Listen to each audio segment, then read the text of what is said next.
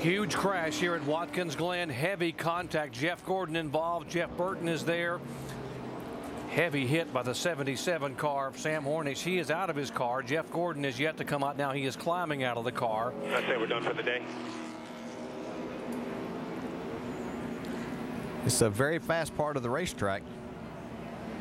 As you come out of turn 9, you're wide open. Anything happens, there is room to avoid it, but obviously these guys were in a position not to do that. And Sam Hornish's car taking a huge leak. All of these guys are out of their cars. That's a good thing. See, we saw Jeff Burton on the other side of the guardrail.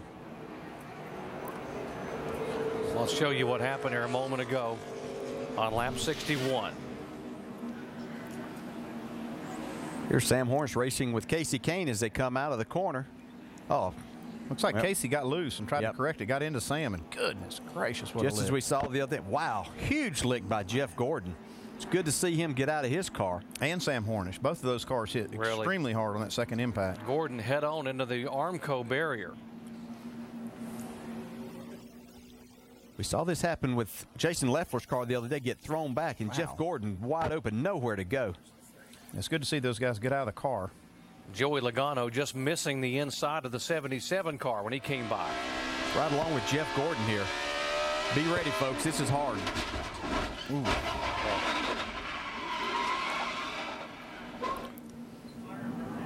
Man, just no time to do anything. And there's no safer barrier there. That's just an Armco barrier, steel barrier. Fortunately, Jeff able to get the helmet off and walk away. Hard lick here. Yeah, tough day for Jeff. Here are the drivers now involved in the crash. Jeff Gordon, Sam Hornish, Jeff Burton, the three primary ones. Andy Lally got some damage. Kasey Kahne was slid off the track and initiated that when the car got loose. And Joey Logano got some sheet metal damage trying to get by the inside of Sam Hornish.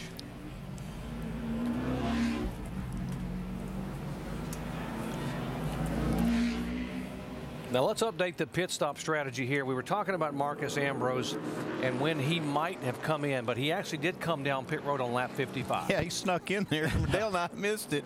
He came in under green, made his stop with 55 to go, which is exactly what he needed to do. And he only took on fuel. That's why he was in and out really quick. He's put himself now in the top 5 and not having to make another pit stop. So he is in a great position now to get a good finish. The only car that's on the track that has to make another stop is Scott Speed. He's going to be shown as the leader, but he'll have to make one more stop.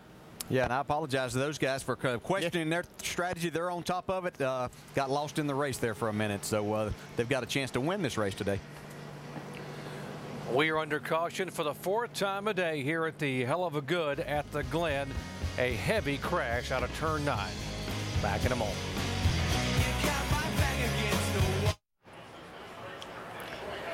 A massive cleanup project underway there on the back straightaway here again on lap 63. 6 cars involved in what was a grinding crash. Now watch Kasey Kahne's car get loose and come into the side of Sam Hornish. Yeah, as they exit turn 9 here, watch Kasey's car back in, step out right there. He has to correct, gets into the right front of Sam Hornish, sends him into the tire barrier right here, and that launches him right back in front of Jeff Gordon. Huge impact, and then he gets hit by Sam Hornish gets hit by Jeff Burton again. That's just as violent a crash as you're going to see on a road course.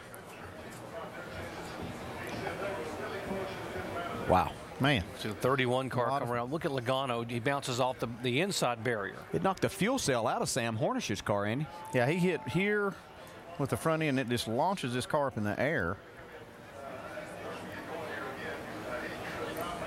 Jeff Gordon is completely blindsided here, nowhere to go, and he hits hard. Now watch this. Oh, my goodness. Yeah, you can see the fuel cell and the whole rear clip right here coming off of Sam Hornish's car. Wow. You know, we've said a lot of things about these cars, but we can't say enough about the safety aspect of them. You see a lot of those parts flying, even the rear clip, frame section. None of that hurts the driver. The driver's compartment is the strongest part of this vehicle, and losing these parts is really not a bad thing as far as the driver inside that car. You just don't want those things flying around hitting somebody else, but good to see that the driver's compartment stayed intact and everybody's okay. There were 6 cars involved. Those 3 were the most heavily damaged. Andy Lally still on the racetrack, Joey Logano, as is Kasey Kahne in the 9 car. Let's listen in. Dang it, I got loose. I got loose and just shot him off track with the back of my car. That was my fault. Sorry about that, Sam. Yeah, I'm fine. I don't think he knew I was under him because I was up and then he came shooting back down on the left side of me. And then he kind of turned away and I just got loose. Spun into him sideways kind of. Yeah, that's what it looked like. It didn't look like anything intentional by no means, but it still caused a No, and there's whale of a nothing. wreck. Yeah, there's nothing Casey Kane can do. He has to correct his car, so just unfortunate. Well, we mentioned that DeMarcus Ambrose has pitted, is in 4th position, in position possibly to win this thing. Let's talk to his crew chief, Vince. Well, the 47 team's had a thirsty driver and a thirsty race car. The driver wants some water, and the race car's been chewing up drinking up the fuel. Frankie, you haven't had the fuel mileage you'd hoped maybe today, but do you have enough fuel now to get to the end of the race? We're still a lap or two short. With these cautions are going to help. But we were stuck in the window we had with the mileage we were getting. You know, we could have stopped with them other guys. You know, the 2 car had to stop later too, you know. So it was either splash like he did. Now he's back in like 14th.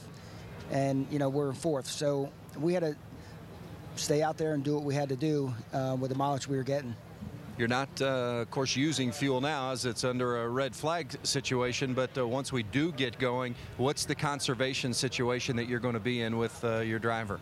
Well, every caution, we're going to have to save as much as we can, pretty much coast around 3/4 of the racetrack with the motor off, and just pray we got enough. I mean, they got it full, and catch a couple cautions or maybe one more, we'll be okay. Well, these guys, tough decisions to make up here on the box, guys, trying to make the proper calls and the right fuel strategy here at Watkins Glen. Thanks, Vince. We were talking about how hot and humid it is today. The rains yesterday, and a lot hotter than it's been. And you can see the drivers not only trying to drink water, trying to pour some water in that suit. DJ, you've been there. You know that it can be steamy in these cars. Yeah, you really hate red flag conditions after you've been out there for this long. You're sweating, it's hot, and this heat doesn't go out of the car. You're doing whatever you can to keep yourself a little bit on the cool side. You see him pouring some water, cold water on a rag and trying to get it on his neck and his the back of his neck. So it's just a difficult situation as you sit there. You talk about road course racing and you don't think you can wreck big time like you can on an oval at Daytona or Talladega. Folks, guess again, because it can happen in a hurry. Coming out of turn 9, here's what happened again. The contact, Casey Kane into the side of Sam Hornish, into the tire barriers, across to Jeff Gordon, head on into the wall. The back of Hornish's car sheared away.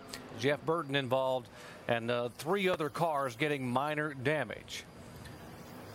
So fortunate that all 3 of these drivers able to walk away from what was a violent impact, bringing out the caution for the 4th time today here at Watkins Glen.